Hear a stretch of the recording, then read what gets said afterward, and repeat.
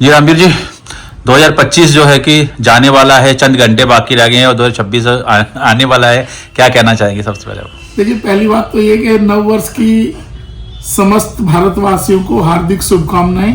लोग तो राजनीतिक कार्यक्रम जो राजनीतिक पार्टी है उसके अकॉर्डिंग चला रहे हैं, सोशल वर्क कर रहे हैं, तो पूरे देश के लिए ही 2025 अच्छा नहीं रहा है।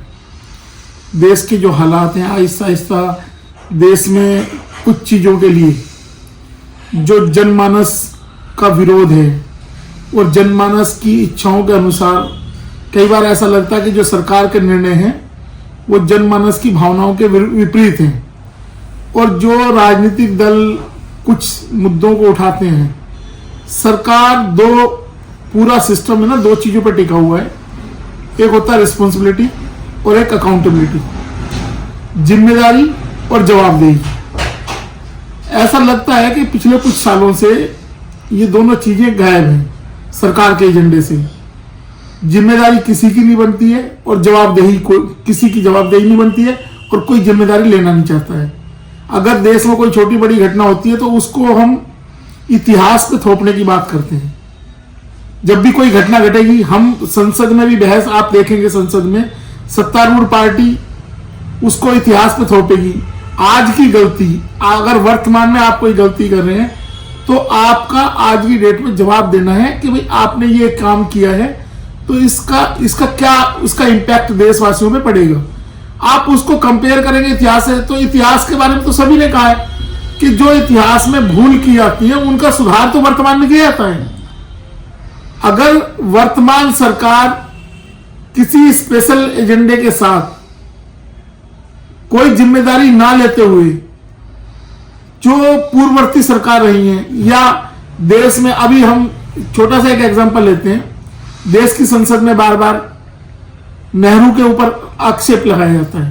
तो मैं आपको बताना चाहता हूं कि अगर कोई बिखरा हुआ घर है, कोई घर ही नहीं है, बिखरी हुई रियासतों को इकट्ठा करके एक देश का रूप दे देना और उसको एक पटरी पे लेकर आना, उस देश के नागरिकों को जिनको लोकतंत्र के बारे में कुछ जानकारी नहीं थी, सही मायने में बिखरी हुई रियासतें थी, राजा राज करते थे और हम साइंटिफिक तरीके को ऑप्ट ही नहीं करते थे।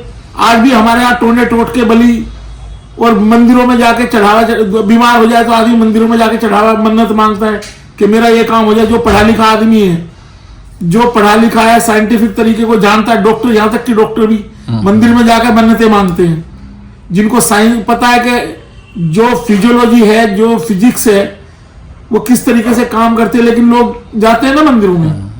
तो इस देश को एक साइंटिफिक ट्रैक पे लेके आने के लिए अगर किसी ने एक अमली जामा पहना है, दो चीजें इस देश के साथ हुई।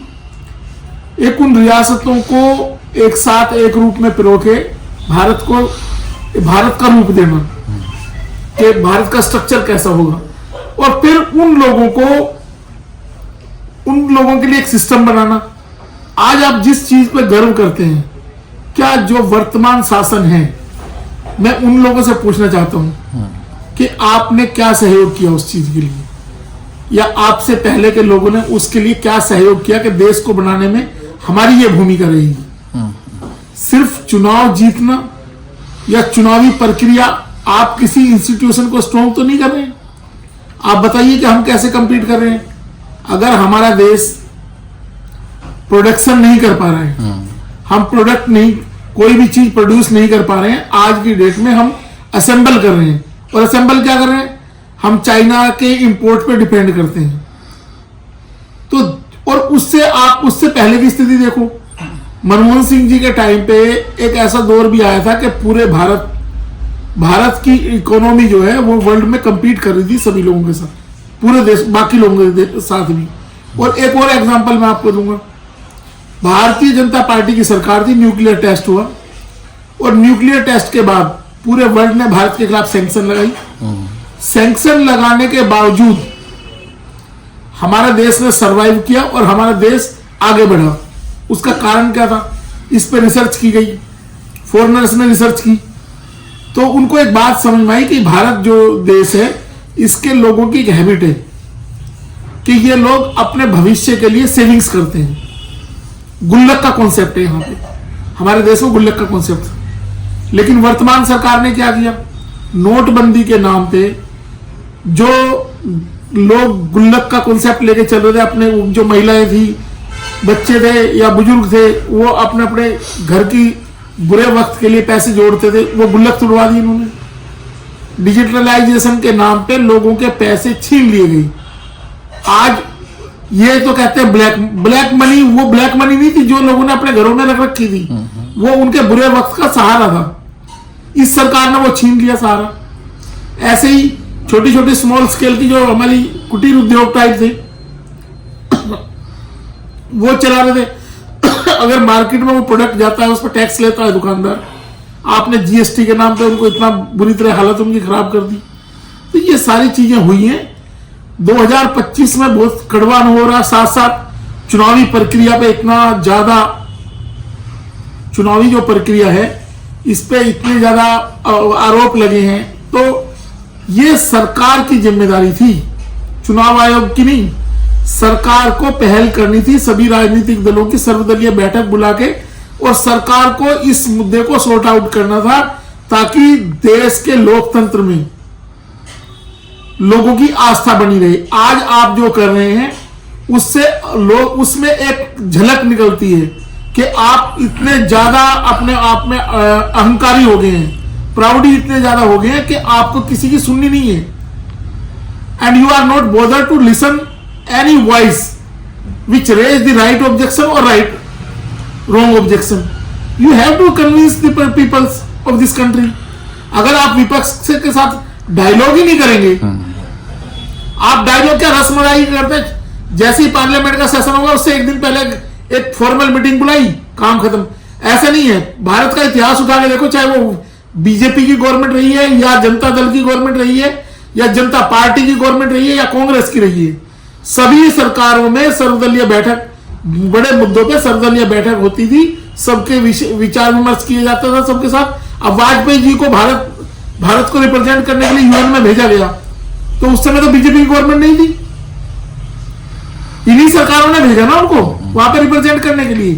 तो ये जो विद्वेष की राजनीति चल रही है, इससे देश का भला होने वाला नहीं है। तो हम ऐसी उम्मीद करते हैं कि 2026 में सरकार जो चल रही है उसको सद्बुद्धि आएगी और वो देश के सभी नागरिकों को साथ मिला के ये जो हेट की राजनीति है इसको बंद करके देश तरक्की तब करेगा जब उस परिवार या घर के लोग सारे मिलकर देश के लिए काम करेंगे।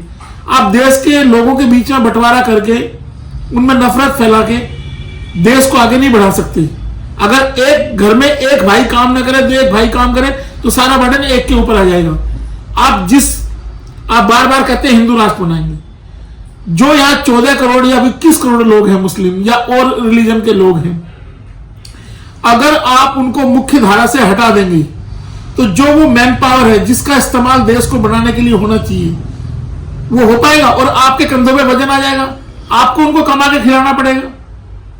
आप ऐसी राजनीति करना चाहते हैं कि जो देश को बर्बाद करने की तरफ लेके जा रही है। इसलिए मैं तो ये उम्मीद करता हूं और जो केंद्र की सरकार है उससे ये विनती भी करता हूं कि रिस्पॉन्सिबिलिटी और अकाउंटेबिलिटी ये लेके केंद्र की सरकार सभी लोगों को कॉन्फिडेंस में लेके देश के सुनहरे भविष्य के लिए काम करे और आगे बढ़े। ऐसी कामनाएं करते हुए मैं पुनः समस्त भारतवासियों को नववर्ष 2026 की हार्दिक शुभकामनाएं देता हूं।